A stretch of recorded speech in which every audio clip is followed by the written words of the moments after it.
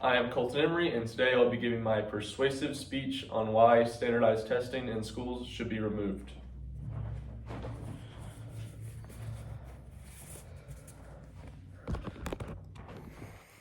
One, two, 3, 4, 5.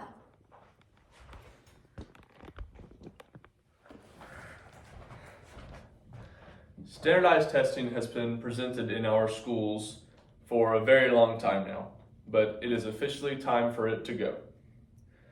The tests that we take in Tennessee are known as the TCAP and the TN Ready as of right now, but stuff changes from year to year with these tests. And of course, we all know the standardized tests that are the ACT and the SAT. These tests are an awful way to portray the learning that is done in schools, as they really limit the critical thinking skills and the problem solving skills that these kids should be learning in schools. It is also bad for the teachers because these teachers are now teaching in a way that doesn't really help the students learn, but it helps the students know enough information to pass these tests at the end of the year. There's no really sharpening of skills that should be sharpened.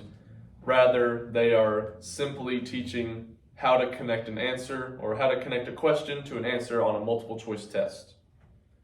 Standardized testing should be cut in our schools and be removed outright, based on the outweighing negative effects that it has caused over the years. First off, the standardized testing is, I'll tell you what standardized testing is to start. According to the Glossary of Education Reform, they define standardized testing as the requirement of a body of students to take a test of the same standards. So all these kids are taking this test that is all the same questions, and most all of these tests are multiple choice questions only. And some of these groups can be sorted based on their scores.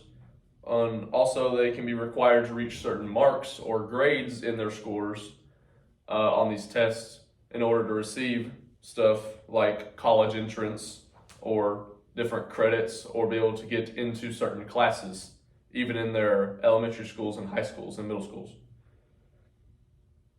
Some of the advanced kids and the struggling kids in all these classes are all taking the same exact test as well, which can prove to be slightly unfair at times. And some of the advanced kids who have a bad test day could be put in a lower class when in reality they were supposed to be in one of the higher classes, while also a kid that has struggles in school could have maybe guessed his way through or had a lucky day and done really good on their standardized test and be put in a high class and then have lots of trouble in the high class because he really wasn't supposed to be in there. He or she wasn't really supposed to be in there in the start. And moving on, the ACT and the SAT are the two most well-known standardized tests across the world. They are supposed to be made for 10th, 11th, and 12th graders. That is the criteria that is met on the tests, the stuff that you learn throughout 10th, 11th, and 12th grade. These tests focus on math, reading, and English. And the ACT also has science.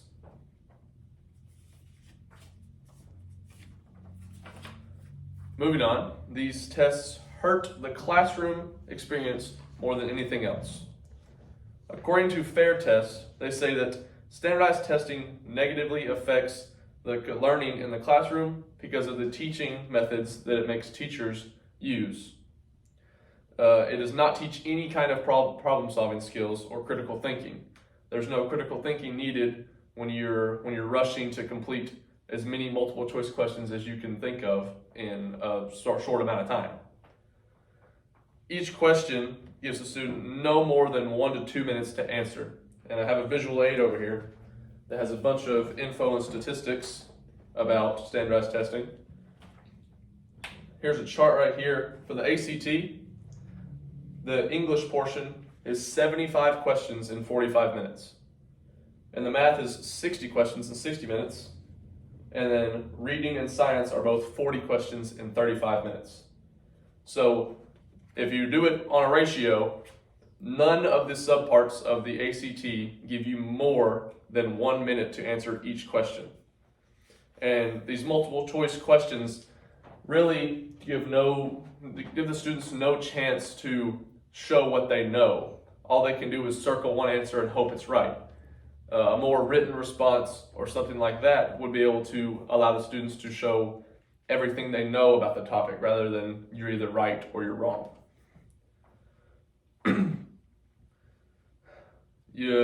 These tests are simply connecting the answers to the questions, and at most times that's what teachers can teach, is to say, let's use the elimination method, so where we know what answer is wrong, so let's not choose that one, rather than let's learn how to do the topic so we can know how to do the problem.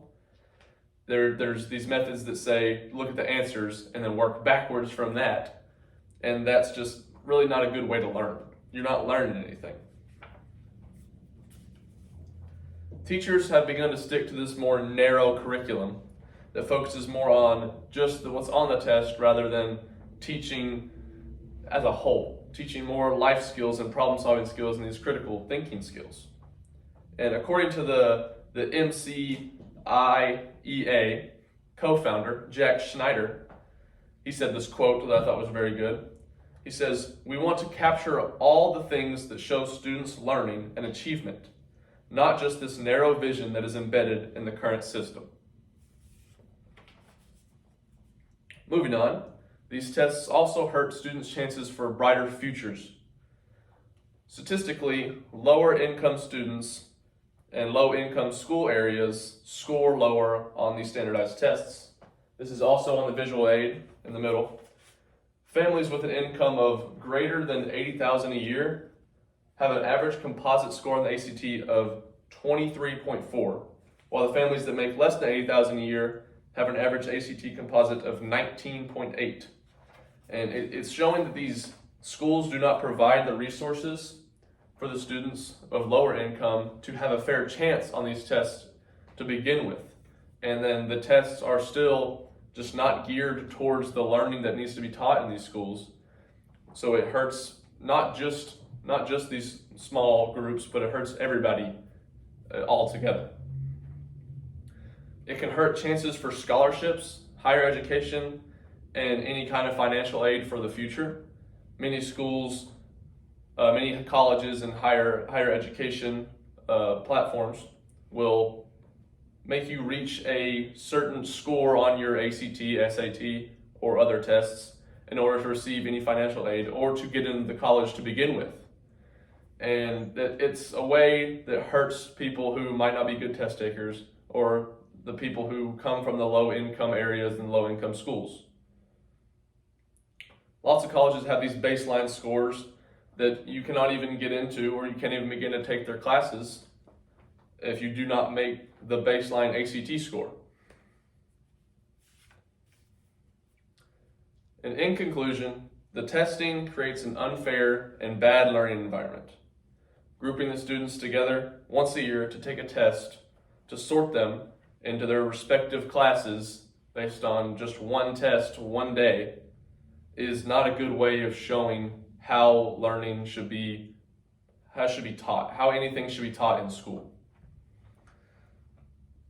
The smart kid who has a bad test day does not need to be punished and put in a slower class just because of one day of testing. It's hard to base a year's worth of school learning in just one day. Many problems in standardized testing have proven that the U.S. needs to change their mandates for standardized testing, and it can be seen in many other countries. Most European countries do not have anything near standardized testing, and it has also been seen that a lot of their scores and a lot of their learning are a lot better than the U.S. But overall, the standardized testing should be removed in our U.S. schools because it does way more harm than good.